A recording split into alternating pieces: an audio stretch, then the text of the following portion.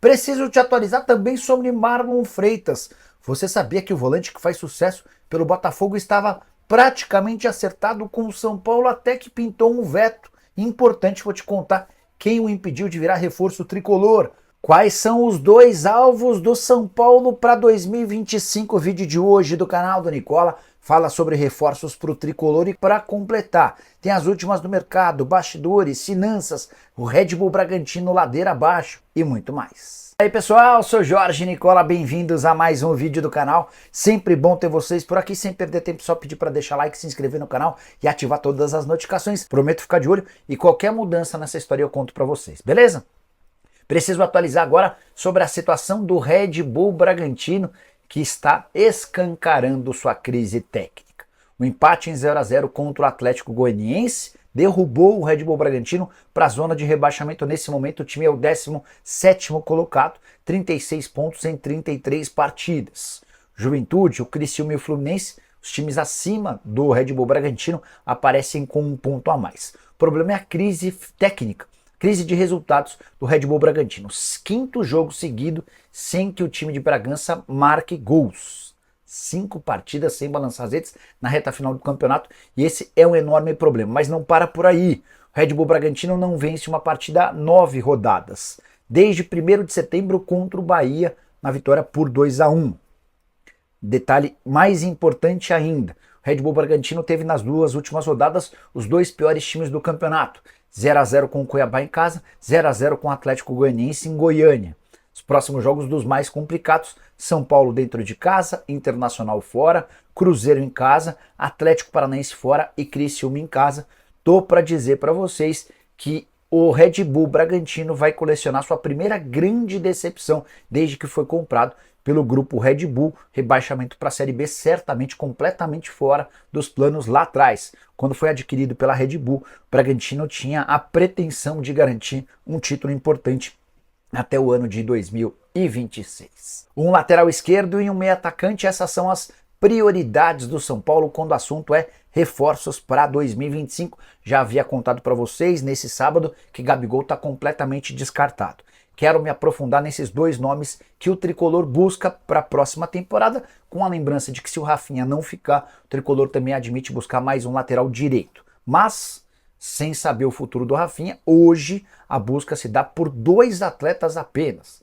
Importante contar também que o São Paulo se acertou com o FIDIC, um fundo, um financiamento que vai buscar 240 milhões de reais no mercado. Até por isso, São Paulo vai ter uma série de restrições em relação a seus gastos, não vai poder desembolsar mais do que 350 milhões, com contratações e pagamentos de salário ao longo de toda a temporada. Diante desse cenário, você deve imaginar um São Paulo modesto na busca por reforços. Não vai haver um pacotão, nem grandes contratações, na teoria, pelo menos a princípio, somente esses 2 jogadores. Embora o São Paulo pense alto para esses 2 atletas. Na lateral esquerda, para a substituição do Wellington, que será jogador do Southampton em janeiro, a busca se dá por Wendel. Lateral que pertence ao Porto, já esteve nos planos do São Paulo na metade do ano, só que não houve um acordo com o Porto. O Tricolor acabou fechando com o Jamal Lewis, que não tem dado conta do recado. O Wendel pertence ao Porto, tem só mais 6 meses de contrato, não vem sendo utilizado e já acenou com a possibilidade de aceitar uma redução do seu salário atual, que gira na casa de R$ 1 milhão mensais. O problema do São Paulo é a concorrência, entre outros times, o Grêmio também tem interesse. Para a função de meia atacante, a percepção do São Paulo é de que ninguém no atual elenco do Tricolor tem essa característica. Luciano e Lucas Moura têm sido improvisados, mas quebram um galho e não são os jogadores para a posição. Dessa maneira, o São Paulo concentra esforços na busca por um camisa 10. O Oscar seria o nome dos sonhos. Posso assegurar que Júlio Casares, Rui Costa e Belmonte conversam com alguma frequência com o Oscar, mas há pessimismo em relação a esse nome, até porque o São Paulo sabe que haverá uma concorrência grande e com bastante gente com mais capacidade financeira do que o Tricolor. Só para arrematar em relação ao São Paulo, a lateral direita, se o Rafinha sair, a busca começa do zero. Não há hoje um lateral direito identificado pelo São Paulo. Bora falar agora sobre Marlon Freitas, informação exclusiva. Conversei na manhã desse sábado com uma pessoa importante do São Paulo e ela me assegura que o volante que faz sucesso com a camisa do Botafogo estava contratado pelo São Paulo. Só para lembrar que o Marlon Freitas está na sua segunda temporada no Botafogo. Ele chegou sem custos ao Fogão depois de deixar o Atlético Goianiense. Enquanto o Marlon estava decidindo se ficaria ou não no Atlético Goianiense, o São Paulo apareceu com uma proposta bastante interessante. Salários, direitos de imagem e luvas fariam com que o Marlon Freitas tivesse uma condição bem melhor do que a que ele recebia nos tempos de Atlético Goianiense. Essa pessoa do São Paulo da minha confiança assegura que estava tudo apalavrado. Faltava apenas a aprovação do técnico na oportunidade, Rogério Ceni. Mas o Rogério entendeu que o Marlon Freitas não seria um bom acréscimo para o São Paulo e fez com que o tricolor desistisse do acordo. O Corinthians viveu uma situação parecida, também chegou a avançar em relação a valores, mas houve um veto de última hora no Parque São Jorge. A consequência, o Marlon Freitas acabou parando no Botafogo e vive grande fase. É um dos principais jogadores da espinha dorsal do líder do Campeonato Brasileiro e do finalista da Libertadores da América.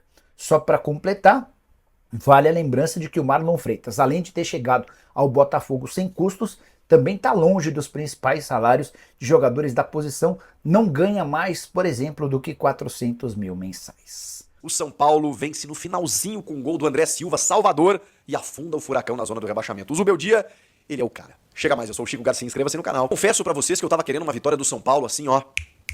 São Paulo jogou bem, plasticamente, dominou o adversário? Não. Mas eu tava com saudade de ver um São Paulo com a cara do seu treinador, Luiz Zubeldia. Hoje foi, de novo, essa sinergia. Aquele Zubeldia que chegou e começou a movimentar os caras ainda no aquecimento em campo, que passou toda aquela loucura pra dentro das quatro linhas e que fez com que muitos jogadores comessem a bola, muito por conta de uma vontade, uma energia que era muito diferente em relação ao São Paulo do Thiago Carpini, ainda no Campeonato Paulista. Aquele São Paulo, ele tinha morrido depois da eliminação, especialmente pro Botafogo na Libertadores. Tinha morrido. Era um São Paulo muito aquém, muito abaixo. O próprio Zubeldia acho que ficou um pouco incomodado com as notícias de que ele poderia sair, aquela coisa toda, de que a diretoria não dava respaldo. Acho que alguma coisa interna aconteceu naquele período e o Zubeldia mesmo se retraiu. A gente não viu ele tanto efusivo nas comemorações, tomando cartões, reclamando tanto. Não, foi um Zubeldia mais linear. Pois eu digo, Zubeldia, esqueça tudo isso. Seja o que você é, seja esse furacão, seja esse tornado ambulante, seja isso, porque é isso que o torcedor do São Paulo precisa, mais do que isso. É isso que o time do São Paulo precisa. Quando você tá desse jeito, o time contagia. As comemorações do Zubeldia nesse jogo, cara, elas são emblemáticas, elas são simbólicas, elas são maravilhosas, elas representam o torcedor. É isso que o torcedor do São Paulo queria. É isso que eu queria ver de um treinador comandando o São Paulo nos últimos tempos. Eu queria ver o São Paulo de Zubeldia, pois hoje ele voltou. O São Paulo de Zubeldia diante do Furacão, ele voltou. Não foi um jogo brilhante, não foi um jogo vistoso, mas foi um São Paulo que teve entrega, que teve volúpia, que teve insistência, que teve resiliência, que teve raça, que teve galhardia. Foi esse São Paulo. Um São Paulo que não se resignou com o resultado, que saiu na frente, tomou um empate e buscou nos minutos finais com interferência do técnico. Lisieiro, que tinha entrado no segundo tempo, por conta, na verdade no primeiro tempo, por conta de uma lesão do Luiz Gustavo, e os dois que recém haviam entrado, de Amaulios na lateral esquerda, no lugar do Sabino, cruza de cabeça, se joga na bola, e o André Silva, que é muito bom jogador, merece até uma sequência maior. O Caleri tá 3 meses sem marcar e o André Silva não joga, mas beleza, ele entrou e fez o gol. Mas do jeito de xiripa, de qualquer jeito, gol cagado e tal, foda-se. Era assim que o São Paulo precisava ganhar. Porque agora continua, tá no G6, o G6 tá meio que distanciado do restante, mas consegue ficar na briga pelo G4 ainda. Vai ser G6, né? A vaga direta, eu imagino. Mas ok, né? Tem uma premiação, inclusive em dinheiro, se você chega em quarto ou você chega em sexto. Então, o São Paulo precisa disso e mais do que isso, bonificar esse torcedor que apoiou o ano inteiro. E que beleza, as eliminações aconteceram, faz parte do futebol. São Paulo tinha esmorecido, tem coisas a brigar, tem um final de ano para terminar com dignidade, para que o São Paulo consiga enxergar uma perspectiva maior, e hoje foi esse jogo. Foi esse jogo contra um Furacão desesperado. O time, sem o Arboleda, começa com o Juan, que teve uma dificuldade na bola aérea ali, especialmente no gol, né, do Julimar, no gol de empate, 23 minutos do segundo tempo, mas o Juan e o Alan Franco foram os zagueiros. O Sabino fez mais a de lateral esquerdo, né, na ausência do Wellington, na ausência do Jamal foi uma escolha, né, acabou entrando no segundo tempo. O meio de campo com o Luiz Gustavo, que machuca sozinho no gramado, uma lesão de tornozelo, e aí entra o Lisieiro, que vem ganhando cancha, hein? O Lisieiro, olha, tá caindo nas graças do torcedor, ele fez um golaço contra o Criciúma, agora ele entra, começa, faz um lançamento maravilhoso pro Jamal servir o André Lewis, e tem entrado constantemente. E aí temos um retorno, cara. O Marcos Antônio foi o titular, mas o Alisson voltou. Ele que já confirmou a sua renovação de contrato até 2027. Essa é uma grande notícia. O Alisson, além de ser uma grande figura humana, um dos caras assim mais espetaculares que eu conheci no mundo do futebol, ele ainda assim é um cara que fez esse time jogar no ano passado, especialmente, no começo desse ano, enquanto esteve em campo, porque ele é formidável, né? Se reinventou na posição, nas mãos do Dorival e joga muita bola, né? É muito bom vê-lo em campo. O Lucas, que deu um cruzamento pro gol do Luciano. Cara, foi assim, ó, uma fatiada do tipo, faz, meu filho. E ele fez. E ele fez. O Luciano fez. Foi de novo o Luciano envolvido com o jogo. Que bonito isso. Como fazia tempo que eu não tava vendo isso. Na frente o Caleri, depois o André Silva, né? O Ferreirinha, que, ok, fez as suas tentativas lá pelo lado esquerdo, mas o Wellington Rato de novo entrou e entrou bem. Um São Paulo valente. Caramba, que coisa boa ver isso. Muito por conta do seu treinador malucaço. Gente, no segundo gol, ele dá um carrinho. Dá um carrinho assim, né? Tipo, comemorando. Vai lá, chuta a placa de publicidade. Comemora daquele jeito. Zubeldia, você é o cara. Siga assim. E pelas informações, vai seguir em 2025. Tem que seguir. Vai pegar esse time na Libertadores. Depois de um trabalho mais longevo, mais bacana, conhecendo o elenco.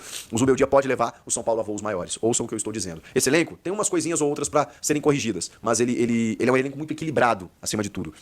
Em todos os setores, você tem bons jogadores. Eu acho que isso é uma grande notícia. Claro, você precisa acrescer qualidade, óbvio, até para disputar os grandes títulos. Mas esse ano, as eliminações, elas aconteceram em momentos muito específicos. Ali, Galo, Botafogo, era um São Paulo que previa isso. E eu entendo que a frustração, ela tenha se voltado para o brasileiro com um time insosso em determinado momento. O São Paulo acordou. Nesse jogo contra o Furacão, acordou. E o Furacão, hein, tá com toda a cara. Tá com o crachazinho pronto para disputar a Série B, do jeito que sempre acontece com esses times. É um gol que sofre no final, mesmo com a valentia do time, com a reação do time, as coisas não dão certo, não consegue sair da lama, quanto mais se mexe, mais se afunda, tá com cara. O Furacão, meu Deus do céu. E o São Paulo fazendo a dele. O que vocês acharam? Comenta aqui, inscreva-se no canal, eu volto na próxima. Tchau. Pois é, rapaziada, ficamos aí com o giro de notícias do São Paulo, as informações atualizadas com o Nicole e também com o Chico Garcia, pra você ficar por dentro de tudo, não perder nada. Já chega deixando seu like, se inscrevendo no canal, ativando também o sininho de notificação. A gente vai ficando por aqui, um grande abraço no coração. Até o próximo vídeo, vamos pra cima.